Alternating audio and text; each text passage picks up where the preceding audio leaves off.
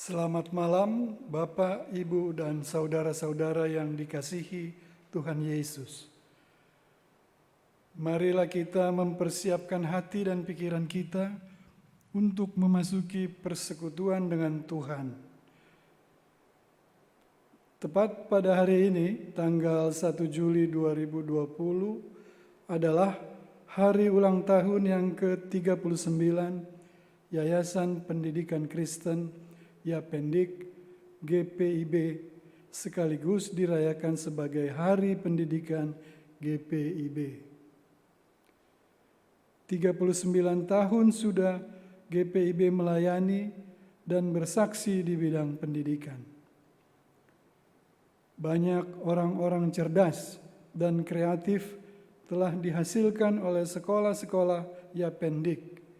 Melalui pendidikan, gereja mampu memberdayakan sumber daya insani demi menyejahterakan persekutuan, pelayanan, dan kesaksian.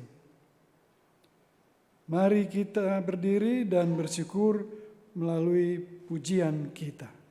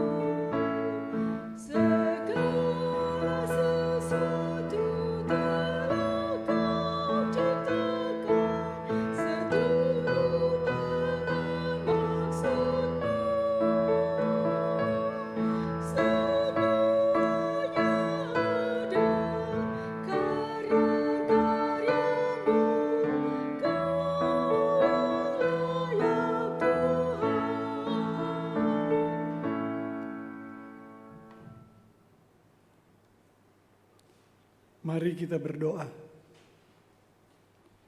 Ya Allah, sumber hikmat dan damai sejahtera, kami mengucap syukur atas kasih dan penyertaan-Mu dalam kehidupan kami sepanjang hari ini.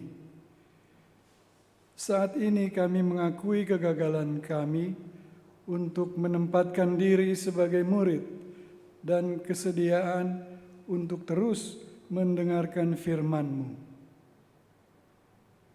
Ampuni dan layakanlah kami di hadapan-Mu untuk menerima firman dan pengajaran-Mu. Jadikan diri kami murid yang taat dan setia. Kiranya setiap pujian yang kami naikkan dapat berkenan di hadapan Tuhan. Di dalam nama Tuhan Yesus kami berdoa. Amin. Mazmur pujian dari Mazmur 143 ayat 7 sampai dengan 11 diucapkan secara silih ganti. Jawablah aku dengan segera, ya Tuhan. Sudah habis semangatku. Jangan sembunyikan wajah-Mu terhadap aku. Sehingga aku seperti mereka yang turun teliamu. Perdengarkanlah kasih setiamu kepadaku pada waktu pagi. Sebab kepadamu-lah aku percaya. Beritahukanlah aku jalan yang harus kutempuh. Sebab kepadamu-lah angkat jiwaku. Lepaskanlah aku daripada musuh-musuhku, ya Tuhan. Padamu-lah aku berteduh. Ajarlah aku melakukan kehendak-Mu. Sebab Engkau-lah Allahku. Kiranya roh-Mu yang baik itu menuntun aku. Di tanah yang rata. Hidupkanlah aku oleh karena nama-Mu, ya Tuhan. Keluarkanlah jiwaku dari dalam kesesakan demi panggilan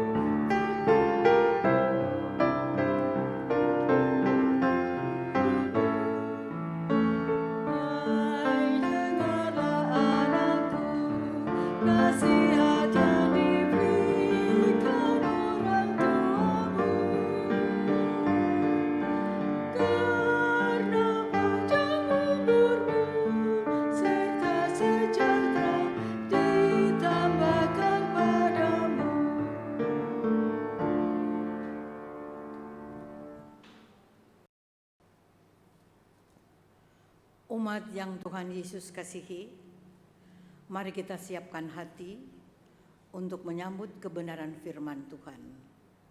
Untuk itulah, mari kita mohon bimbingan Roh Kudus. Kita berdoa. Ya Tuhan, inilah kami anak-anak-Mu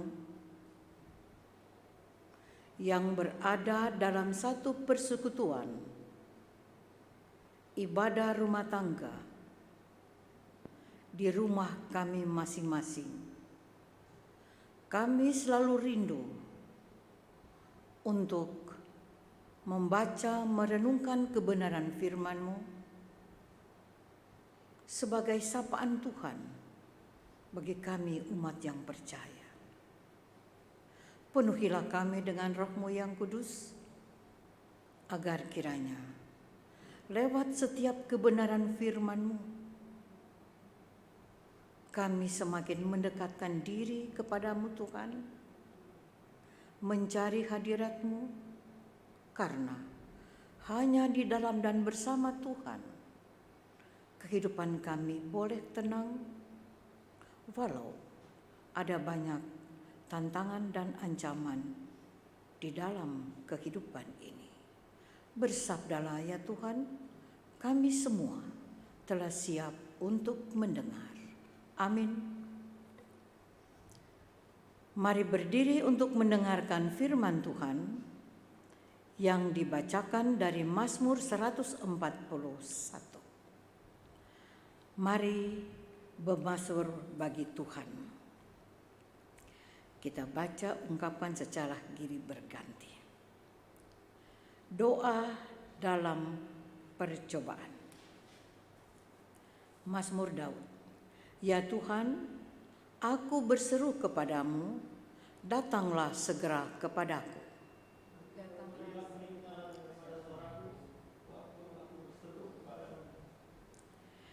Biarlah doaku adalah bagimu seperti persembahan ukupan.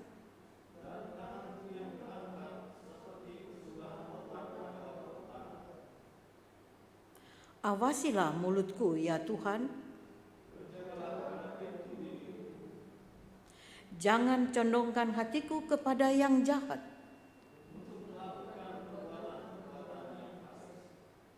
Bersama-sama dengan orang-orang yang melakukan kejahatan.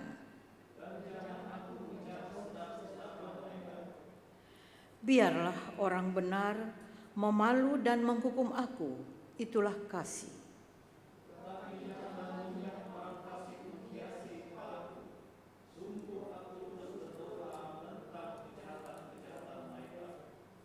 Apabila mereka diserahkan kepada hakim-hakimnya,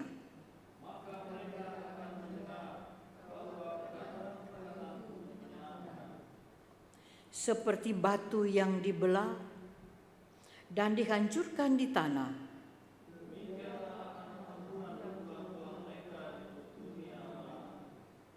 tetapi kepadamu ya Allah, Tuhanku, mataku tertuju.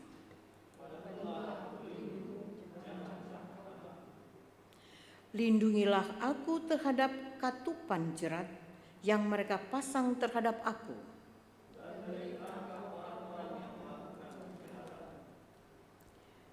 Orang-orang fasik akan jatuh serentak ke dalam jala mereka. Demikian jauh pembacaan Alkitab.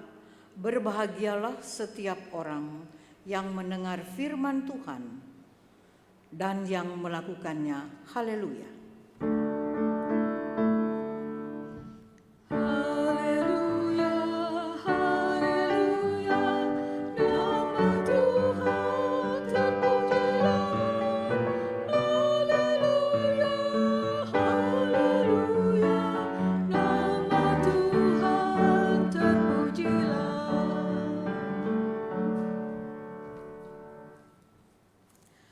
Umat yang Tuhan Yesus kasihi,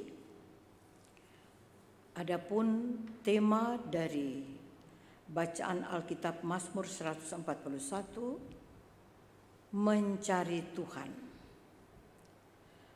Ada pepatah kuno mengatakan, Musuh dalam selimut. Sangat mengerikan ya. Itulah pengalaman Daud. Daud adalah cicit dari Rut dan Boas. Karena dia adalah anak Isai, orang Efratah, Bethlehem, yang adalah cucu dari Rut dan Boas. Sebagai anak bungsu dari 8 bersaudara, Daud sudah ditempa mental spiritualnya sejak kecil. Karena dia diberi tugas oleh keluarga menjadi penggembala ternak, kambing dan domba. Dari pekerjaannya itu, ia menjadi seorang yang tangkas, pemberani, tetapi tetap rendah hati. Itu bisa kita baca di dalam 1 Samuel pasal 17. Singkat cerita, Daud walaupun sudah punya tugas yang berat karena gembala sering berhadapan dengan binatang buas, namun ia tetap menyempatkan diri untuk membawa makanan sekaligus mengecek saudara-saudaranya yang sedang di medan pertempuran melawan bangsa Filistin. Atas suruhan orang tuanya, yaitu Isai yang sudah lanjut usia, dia harus membawa pesan apakah kakak-kakaknya dan orang Israel dalam keadaan selamat.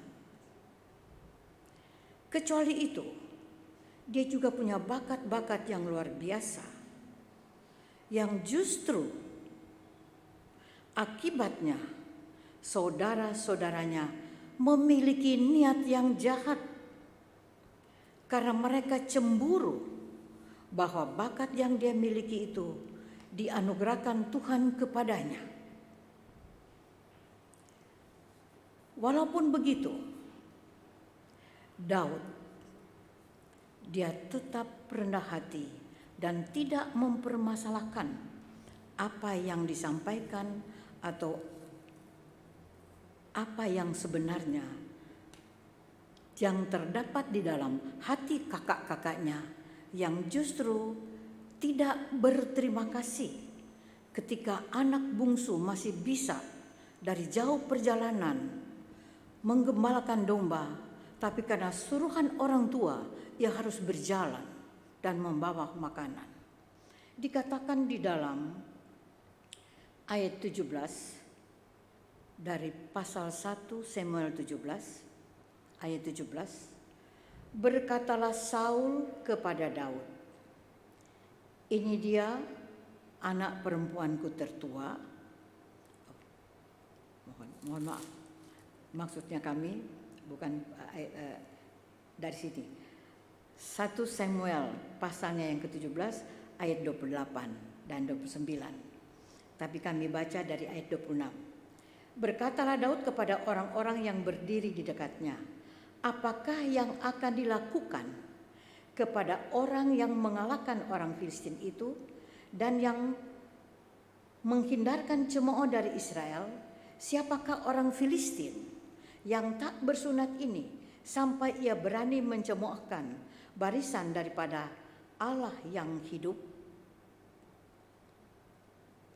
Rakyat itu menjawab dengan perkataan tadi, begitulah akan dilakukan kepada orang yang mengalahkan dia. Jadi ada suatu janji yang diberikan kepada Daud. Ketika Eliab, kakaknya yang tertua, mendengar perkataan Daud kepada orang-orang itu, bangkitlah amarah Eliab kepada Daud sambil berkata, mengapa engkau datang? Dan pada siapakah kau tinggalkan kambing domba yang 2-3 ekor itu di padang gurun? Aku kenal sifat pemberanimu dan kejahatan hatimu. Engkau datang kemari dengan maksud melihat pertempuran. Ayat 29, 29. Tetapi Daud menjawab, apa yang telah kuperbuat? hanya bertanya saja. Nah, seorang anak bungsu yang biasanya sangat disayangi oleh kakak-kakak, dia sudah berbuat yang baik, tetapi dia dicap jahat. Tapi sebenarnya itu adalah karena iri hati. Jadi itulah yang kami maksud tadi, musuh dalam selimut. Karena itu adalah orang yang terdekat dalam keluarga. Ya. Tapi kendati demikian kita dengarkan dalam pembacaan tadi, Daud tidak marah, bisa saja dia mencap saudara-saudaranya itu, ya, memfitnah dia dan lain sebagainya. Dia hanya berdiam. Dia hanya mengatakan begini, saya hanya bertanya. Maksudnya bertanya dengan keadaan orang-orang, ya, bangsa Filistin yang sedang dihadapi oleh bangsa Israel ini. Ya. Nah, lalu ketika ia melihat bahwa, kalau baca selanjutnya dari pasal 17 itu, 1 Samuel, bahwa ternyata Goliat memiliki tubuh yang besar dan tinggi. Sedangkan Daud itu berbadan kecil. Dia tidak punya pengalaman untuk berperang dibandingkan dengan Goliat dan bangsa Filistin lainnya yang sangat terlatih. Namun dengan keberanian dan keterampilan sebagai anugerah Tuhan kepadanya, ia mampu mengalahkan Goliat. Itu di dalam pasal 18 ayatnya yang ke-18. Dikatakan bahwa tetapi Daud berkata setelah dia berhasil mengalahkan Goliat, ya, dikatakan bahwa ia mulai menuntut apa yang dijanjikan ketika ia mengalahkan bangsa Filistin itu. Dikatakan begini, Saul berkata kepada Daud, ini dia anak perempuan yang tertua, Merab, dia akan kuberikan kepadamu menjadi istrimu. Hanya jadilah bagiku seorang yang gagah perkasa dan lakukanlah perang Tuhan. Sebab pikir Saul, janganlah tanganku memukul dia, tetapi biarlah ia dipukul oleh tangan orang Filistin. Tetapi Daud berkata kepada Saul, siapakah aku dan siapakah sanak saudaraku, kaum ayahku di antara orang Israel, sehingga aku menjadi menantu raja. Jadi ketika dia berhasil mengalahkan Goliat, ya, akhirnya Saul menyadari bahwa dia harus memberikan sesuatu sesuai dengan janjinya. Ya. Dari sini kita melihat bahwa Daud itu memiliki sikap rendah hati, karena dia mengatakan, siapakah aku yang boleh menjadi menantu daripada Saul? Ya. Dia sudah melakukan yang terbesar, ya, mengalahkan Goliat, ya, hanya dengan batu yang kecil yang dia pukul di jalan. Nah, ketika Daud menyatakan perasaannya, sebenarnya Saul harus menyadari bahwa Daud bukanlah seorang yang ambisius.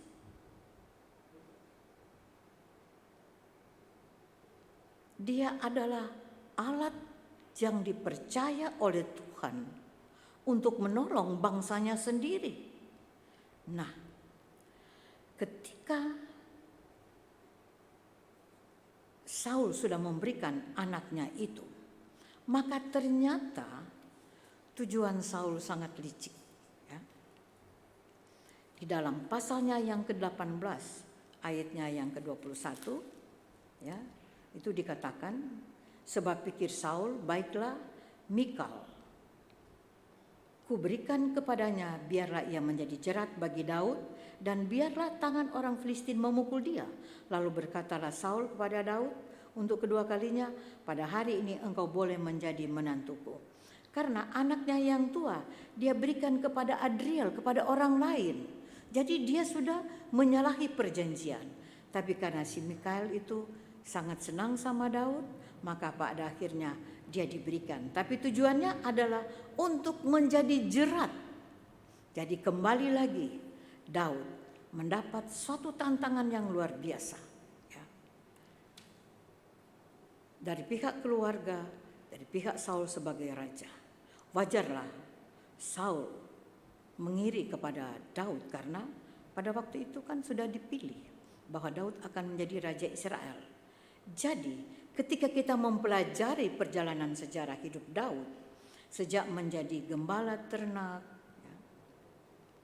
kemudian ia membantu melaksanakan untuk mengantar makanan kakak-kakaknya, lalu kemudian ia berperang dengan beraninya melawan bangsa Filistin. Sampai dia juga menjadi raja. Ternyata jerat dan ancaman selalu mewarnai perjalanan kehidupannya. Dia seorang pemimpin. Dalam Mazmur 141 jelas. Tetapi Daud, dia begitu taat dan begitu setia sehingga dia tidak mau menyerah kepada keadaan. Karena dia tahu bahwa dia punya andalan yang satu-satunya adalah Tuhan sendiri. Disinilah kita melihat bagaimana kesetiaan, keperkasaan, keberanian, tapi sikap rendah hati seorang pemimpin yang praktis masih muda, yaitu Daud. Saul mungkin menganggap dia remeh, sepi, bisa dikalahkan oleh bangsa Filistin karena tahu bahwa dia seorang anak kecil.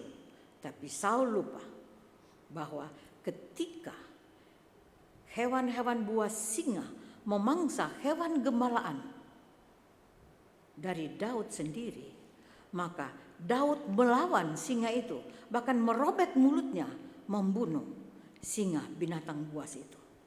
Kekuatannya dari mana? Kekuatannya dari Tuhan, bukan pada dirinya sendiri. Jadi dari secara fisik, mental, spiritualnya itu betul-betul dia tertempa begitu rupa oleh Tuhan sendiri. Karena dia adalah perpanjangan tangan dari Tuhan sebagai seorang pemimpin yang setia dan benar di mata Tuhan. Nah, dalam bacaan tadi itu sangat jelas bahwa Daud diperhadapkan dengan ancaman di mana anak kandungnya sendiri yang akan merebut kekuasaan atau tahtanya. Bisa kita bayangkan, apakah anaknya tidak tahu bahwa Daud bapaknya itu diangkat dan dipilih dan dilantik oleh Allah? Dia diurapi sebagai seorang raja dan tak seorang pun yang dapat menurunkan dia. Nah, pantaslah Daud memohon kepada Tuhan di dalam doanya, "Ya Tuhan, aku berseru kepadamu, datanglah segera kepadaku.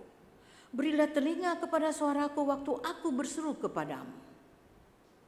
Dalam doa Daud ini, dia sepertinya mengharapkan Tuhan hadir pada saat itu. Bahkan dia mohon supaya mulutnya dijaga, bibirnya juga, mulutnya diawasi, bibirnya dijaga, dan jangan sampai dia berkomplot dengan orang jahat. Apa maksudnya? Karena Daud di sini tetap menjaga dirinya agar dia tetap komitmen di hadapan Tuhan bahwa dia adalah seorang pemimpin yang baik dan mengayom. Bukan seorang pemimpin yang mempunyai suatu kekuasaan dan memperlakukan rakyatnya atau masyarakatnya itu semau dia karena kekuasaan di tangannya, bukan. Jadi dalam doanya ia meminta kepada Tuhan seperti seorang membawa persembahan ukupan dan juga persembahan korban yang diterima oleh Tuhan. Demikian juga ia minta doanya seperti itu. Karena itu yang menjadi inti daripada doa Daud di dalam Mazmur 141 ini adalah ayatnya yang ketiga dan 4. "Awasilah mulutku ya Tuhan, berjagalah pada pintu bibirku. Jangan condongkan hatiku kepada yang jahat untuk melakukan perbuatan-perbuatan yang fasik bersama-sama dengan orang-orang yang melakukan kejahatan, dan jangan aku mengecap sedap-sedapan mereka." Nah, ini suatu contoh bagaimana Daud meminta supaya diawasi oleh Tuhan. Jangan sampai dia bisa marah-marah kepada orang, kepada saudara-saudaranya yang sudah mengatakan dia jahat dan lain sebagainya. Dan dia bisa marah juga kepada Saul karena dia sudah bertindak dengan baik menyelamatkan bangsa. Tetapi kenapa janji itu tidak ditepati? Malahan wanita yang pertama itu diberikan kepada orang lain. Akhirnya diberikan anaknya yang kedua, tetapi dengan tujuan untuk menjerat. Itu suatu perbuatan yang sangat jahat. Jadi sedap-sedapan apapun yang diberikan oleh mereka kepada Daud, dia tidak mau menikmati, dia tidak mau makan. Nah, umat yang Tuhan Yesus kasihi, di dalam kehidupan ini juga seringkali terjadi hal-hal seperti itu, ya, di mana kita selaku dalam keluarga, dalam gereja sebagai persekutuan, juga di dalam masyarakat. Bisa saja kami menganggap bahwa pepatah ini masih sangat relevan. Musuh dalam selimut. Bayangkan Bapak Ibu, saudara-saudara, umat yang Tuhan Yesus kasihi. Hari ini kita bisa berteman, tetapi begitu keluar sebentar, kita sudah bisa menjadi lawan. Banyak terjadi itu dalam jemaat, dalam masyarakat, bahkan dalam keluarga. Masalah harta misalnya, bisa terjadi pembunuhan, kan tidak adil misalnya. Oh, ini orang ini mungkin kelihatannya begitu-begitu, tapi kok bisa maju? Ceritakanlah dia buruk, dia jahat, dan macam-macam.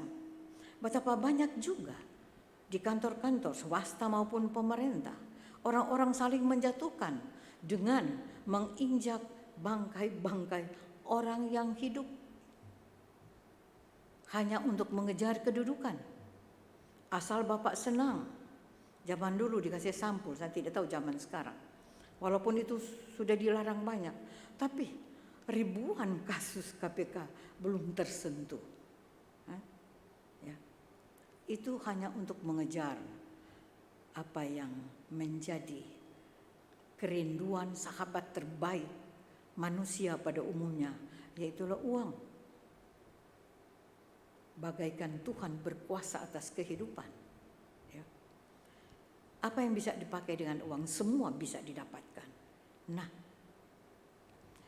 belum lagi ketika seseorang sirik kepada orang yang lain, mulailah kalimat-kalimat yang tidak layak, cerita di sana sini, mengatur-ngatur cerita yang baik, hanya mengherankan orang. Ya saja itu terjadi dalam gereja maupun masyarakat. Itu semua karena sering kita mengharapkan sesuatu, apalagi dijanji. Saya dapat satu segepok uang misalnya, saya akan bawa jalan-jalan. Nah, apa yang dia bilang? Oh ya, walaupun salah. Oh ya, lah itu bagaimana? Ya, apakah kita tidak terjerat? Ya, uang bisa menjerat siapa saja ternyata. Ya, teman baik bisa rusak hanya karena materi dan lain sebagainya. Jadi, mari kita belajar dari Daud sendiri. Dia tidak pernah tertarik untuk menyakiti orang lain walaupun dia sudah disakiti. Banyak orang saya kenal sering disakiti, tapi orangnya hanya diam saja. Dia bisa hidup, berkembang, bahkan maju. Tidak bergantung kepada orang lain, hanya bergantung kepada Tuhan. Dan itulah contoh yang sangat-sangat penting yang kita ambil dari Daud sendiri. Ya, ketika dia ditantang, dilawan, bahkan mau dibunuh, dia bisa minta bantuan. Dia masih punya anak buah banyak, prajurit-prajurit. Dia bisa juga minta bantuan dari bangsa-bangsa di sekitarnya. Tapi dia tidak lakukan itu. Karena dia pikir itu percuma. Untuk apa? Hanya menambah kericuhan saja. Dan dia cari Tuhan. Ia mencari Tuhan, mencari Tuhan. Karena Daud menyadari bahwa Tuhan adalah satu-satunya hakim atas kehidupan manusia. Karena kita semua menyadari seperti Daud, suatu ketika kita semua akan dihakimi oleh Tuhan. Ya. Dan Daud menyadari bahwa dia tidak pernah mengucapkan yang buruk terhadap sesamanya. Tidak pernah mengatakan dia itu jahat, padahal dia sudah dijahatin. Tapi dia hanya memunculkan suatu situasi, satu keadaan yang baik. Tidak mau membalas kejahatan dengan kejahatan. Nah, belajar dari sinilah, mari umat Tuhan, apalagi kita sekarang ini ya, berada dalam situasi dan kondisi seperti sekarang. Nah, ketika ancaman-ancaman itu datang dari lingkaran kita sendiri, keluarga, lingkaran daripada jemaat sebagai persekutuan ataupun masyarakat yang ada di sekitar kita, Daud telah memberikan contoh kepada kita, carilah Tuhan. Serahkanlah khawatirmu kepadanya, kata Petrus, maka ia akan bertindak. Daud memohon supaya dirinya, mulutnya dapat dikendalikan.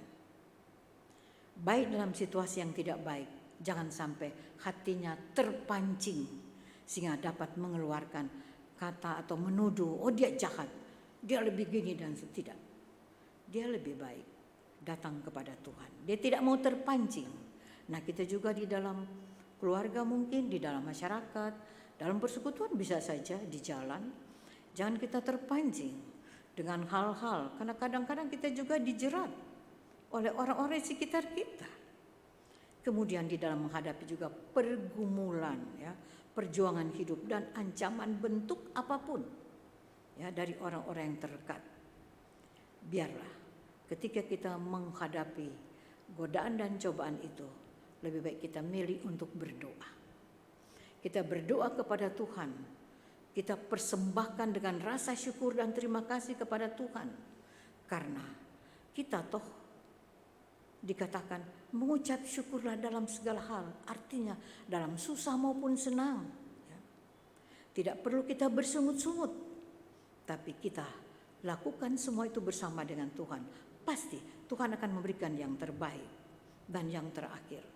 Kita belajar daripada Daud karena dia tahu bahwa Tuhan adalah pertolongannya.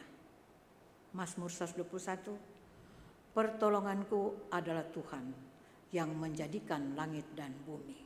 Itulah satu-satunya. Dia mengandalkan Tuhan, tidak pernah dia tergoda untuk mengandalkan kekuatannya sendiri, walaupun dia pernah membunuh singa-singa. Binatang yang sangat berbahaya. Dia juga tidak tergoda untuk bersekongkol dengan orang jahat dengan pemberian yang indah-indah. Tidak. Nah, untuk kita selalu hidup di dalam sukacita bersama Tuhan, juga hidup di dalam ungkapan syukur dengan hati yang tulus, dengan kegembiraan, biarlah kita mempertahankan satu kehidupan yang dianugerahkan oleh Tuhan kepada kita melalui Yesus Kristus. Hidup di dalam kebenaran Tuhan, hidup di dalam ketulusan hati, sehingga katakanlah teman yang dekat pun membenci kita atau mungkin mengata-ngatai kita, bahkan pun tidak mau berjumpa, bawalah dia di dalam doa sebagai satu persembahan kepada Tuhan. Biarlah mereka yang membenci kita bisa bertobat. Kita yang mencari Tuhan pasti akan menemukan berkat-berkat Tuhan yang begitu indah, yang dapat kita nikmati bersama dengan keluarga, juga dalam persekutuan kita, juga di dalam masyarakat di mana kita berada. Terpujilah nama Tuhan. Amin.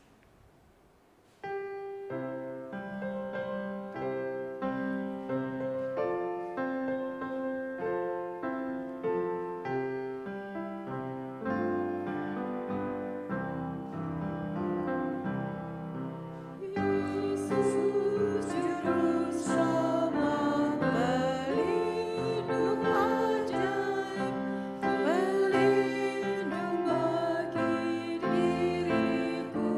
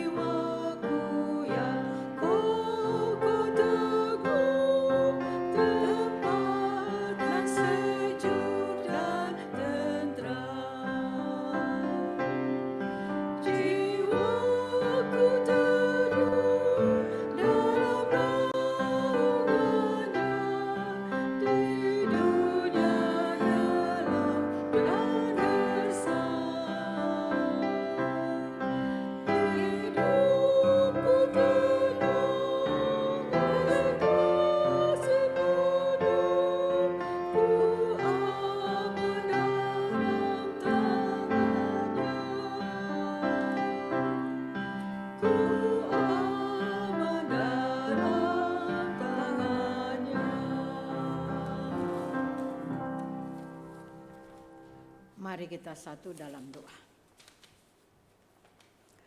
Ya Tuhan, dengan penuh sukacita kami menghampiri-Mu. Kami mengucap syukur dan berterima kasih kepada-Mu ya Tuhan, tiada henti-hentinya.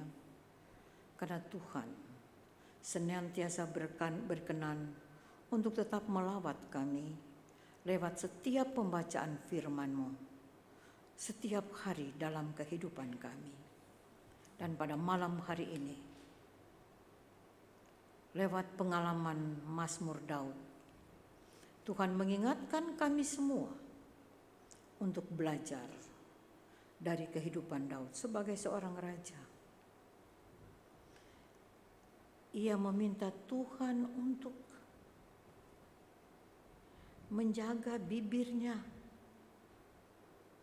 menjaga lidahnya, mulutnya, untuk tidak berkata-kata yang tidak baik terhadap sesama, walaupun dia juga sering dikatakan orang jahat.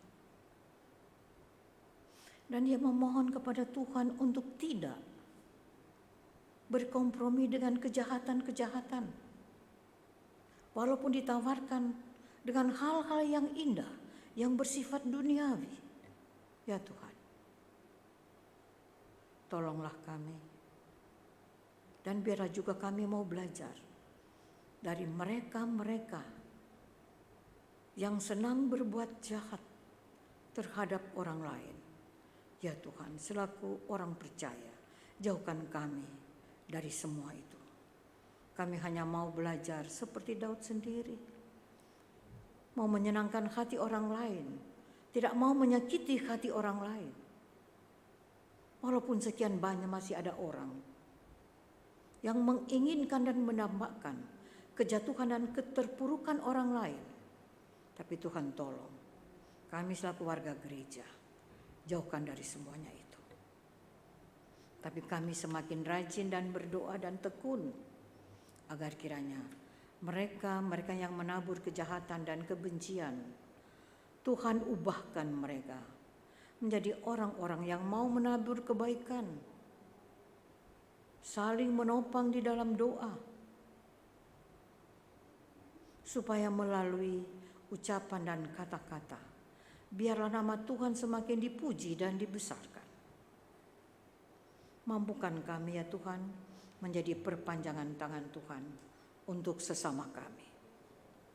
Dan Tuhan mau tolong kami juga agar di masa-masa pandemi COVID-19 ini, kiranya kami tidak mengeluh dan mengeluh, tapi kami mengucap syukur kepada Tuhan, karena Tuhanlah satu-satunya kekuatan kami, pertolongan kami, dan yang memampukan kami, sehingga walaupun kami hanya harus tinggal di rumah, terlebih bagi lansia dan anak-anak yang bekerja, bahkan cucu-cucu, kiranya Tuhan jugalah yang dapat memelihara kehidupan kami, melindungi kami, sehingga kami boleh ada di hadapan-Mu setiap hari dengan penuh sukacita.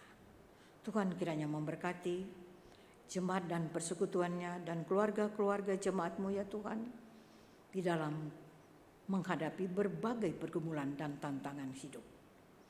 Kami juga mau berdoa ya Tuhan untuk saudara-saudara kami yang sakit, Ibu Irina Esther Pangalila, Diaken Nyonya Delvi Huta Barat, Bapak Hatibi, Ibu Duru Sila Kase, Ibu Barbara Tyson, Ibu Mulyono, Bapak Lasarus Ndun, Ibu Dece Wenas Tuwaidan, Bapak Sukarjo, Ibu Ritkandio, Ibu Alisa Soplantila Leiwa Kabesi, Ibu Like Tuhumuri.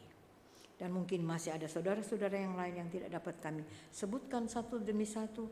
Tuhan kiranya sembuhkan mereka, kuatkan mereka, teguhkan keyakinan mereka, supaya mereka tetap yakin dan percaya bahwa satu ketika mereka dibebaskan dari sakit penyakit yang mereka derita.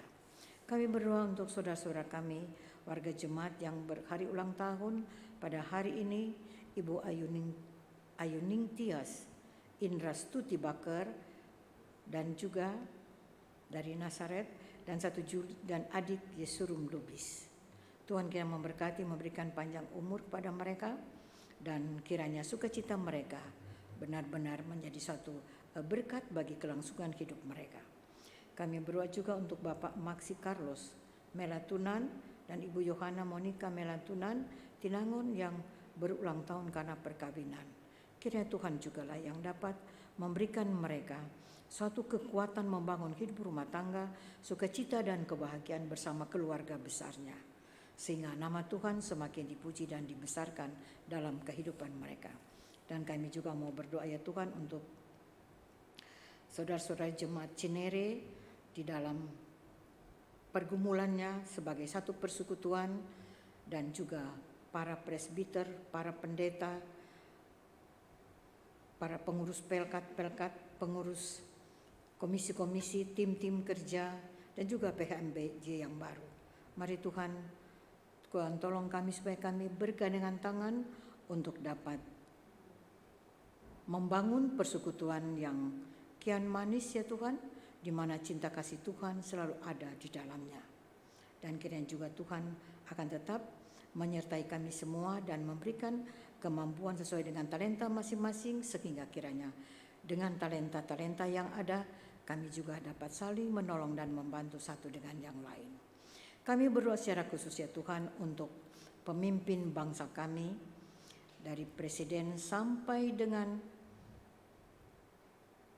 lurah-lurah di desa-desa, RT dan RW. Tuhan kiranya memberikan hikmat dan kebijaksanaan kepada mereka di dalam menjalankan tugas yang negara percayakan kepada mereka, sehingga negeri kami ini semakin aman dan damai ya Tuhan. Walaupun ada banyak pergumulan-pergumulan persoalan yang harus dihadapi oleh pemimpin kami, presiden dan wakil presiden dan jajarannya, tapi biarlah mereka juga tidak lupa untuk memohon pertolongan dan bimbingan dari Tuhan. Kami berdoa ya Tuhan untuk Badan Nasional Penanggulangan Bencana, TNI, Polri, lembaga-lembaga kesehatan, tenaga-tenaga medis dan para relawan yang berupaya mencegah bahkan memutus mata rantai pandemi COVID-19. Beri mereka kekuatan dan tenaga ekstra ya Tuhan, dan kesehatan yang sempurna sehingga mereka dapat menjalankan tugas yang dipercayakan kepada mereka dengan baik. Memberkati juga keluarga-keluarga mereka yang sering ditinggalkan, dan saudara-saudara kami yang sedang sakit di rumah sakit, baik karena COVID-19 atau karena virus yang lain. Tuhan kiranya sembuhkan mereka melalui obat-obatan dan tangan-tangan para medis. Kami berdoa untuk keluarga-keluarga yang ditinggalkan oleh karena saudara-saudara mereka yang sudah dipanggil pulang oleh Tuhan, baik karena COVID-19 atau karena usia lanjut atau penyakit lain. Tuhan hiburkan dan kuatkan mereka. Terima kasih Tuhan, terima kasih. Inilah doa kami. Tuhan mau mengampuni kami semua dari salah dan dosa kami Tuhan, dan Tuhan mau sempurnakan permintaan kami dalam nama Yesus Kristus Tuhan yang telah mengajar kami berdoa bersama.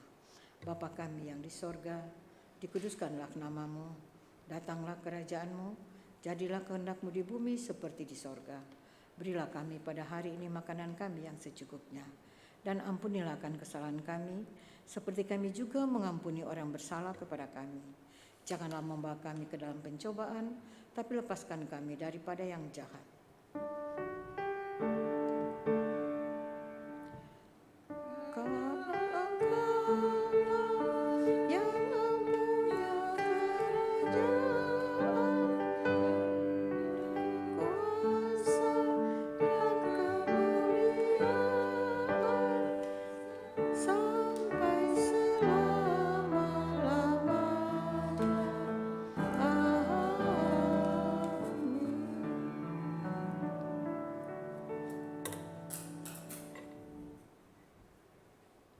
Mari nyatakan syukur kepada Tuhan dengan memberi persembahan kepadanya. Dengan mengingat nas Alkitab dari Ibrani 13 ayat 15 sampai 16 yang menyatakan, sebab itu marilah kita oleh Dia senantiasa mempersembahkan korban syukur kepada Allah, yaitu ucapan bibir yang memuliakan namanya.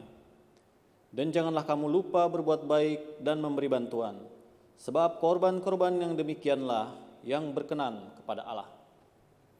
Kiranya Allah berkenan atas pemberian kita dan menguduskan persembahan syukur kita kepadanya.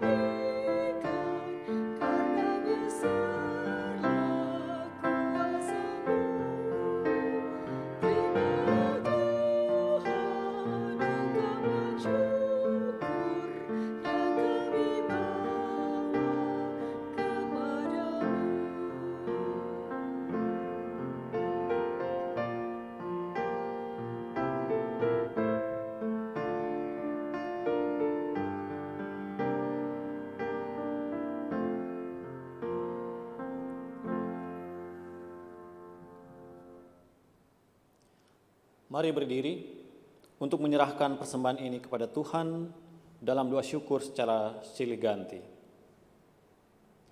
Tuhan, kami bersyukur atas hikmat-Mu yang menuntun, membina, dan menolong kami untuk menyatakan kebenaran-Mu.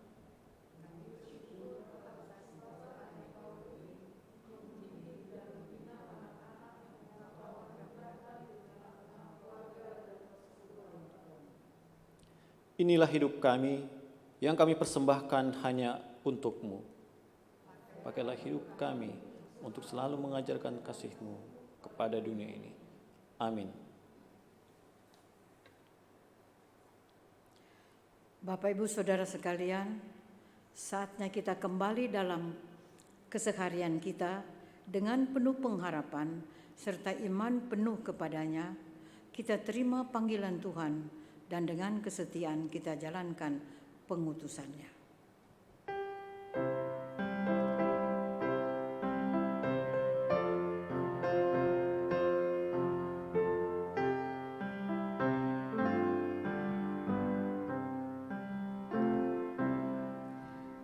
Yesus Juru Selamat penuh ajaib, penopang bagi hidupku.